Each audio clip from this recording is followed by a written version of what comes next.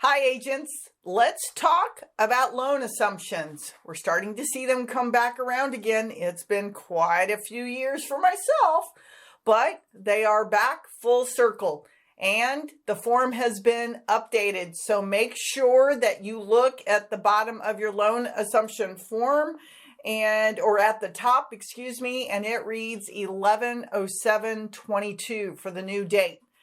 Make sure that you know that. As a matter of fact, on a side note, that's going to be on your contracts, your third party, all the other forms. Make sure when you're using one, and also if you're getting one in, that the other agent is now using the updated form since we are in February. Now, why is loan assumptions an important topic? Well, a lot of people are sitting on some pretty amazing interest rates.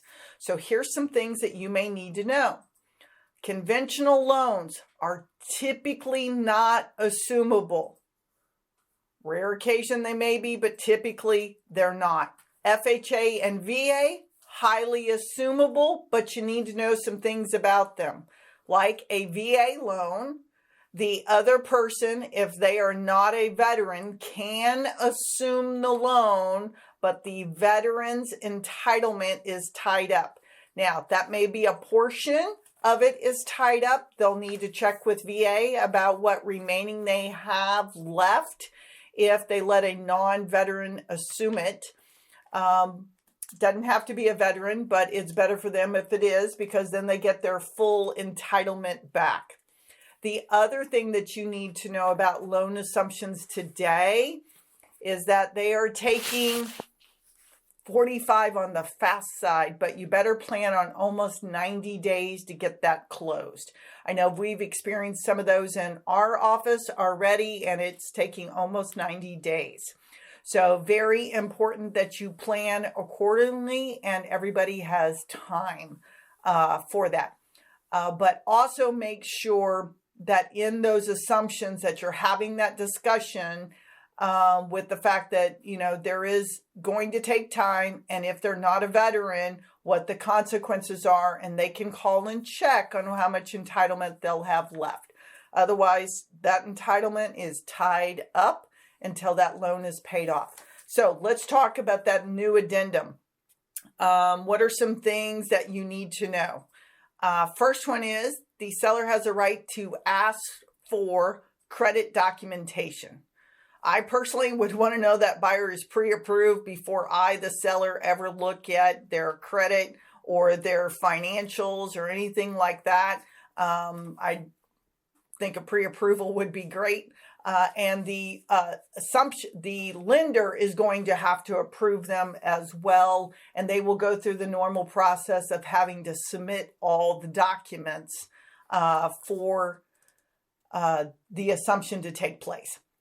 It is important for the seller to request that packet information and have that up front if a buyer is potentially going to assume, or they know they want to offer that as a possible way to sell it, so they know all the nuances ahead of time and what their lender is expecting as well.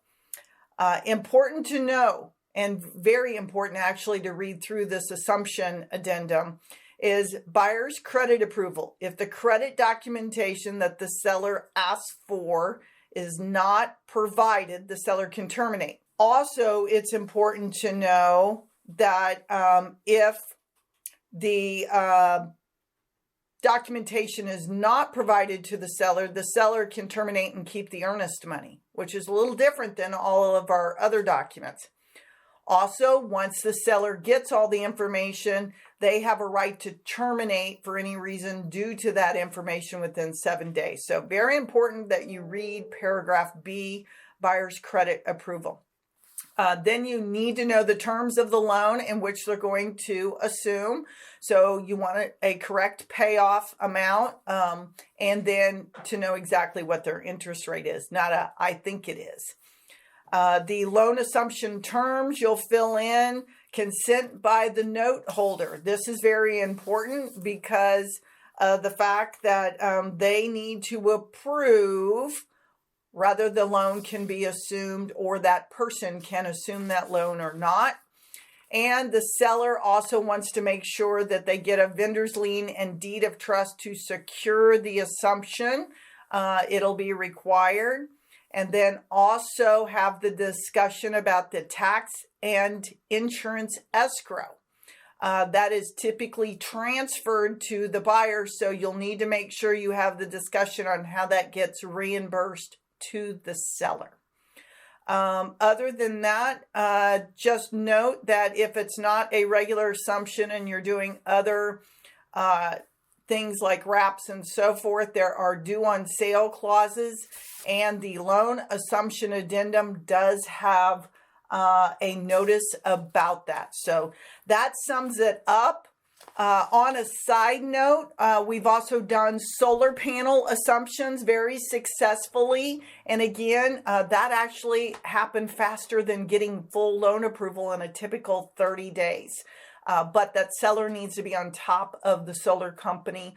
Also request that information ahead of time. So I hope that's helpful, especially since some of those low interest rates are going to be very appealing to the buyers out there as we go through this year. I'm Missy Stegers, broker owner of M. Stegers Realty Partners, and if we can ever answer any questions, don't hesitate to give us a call. Thank you.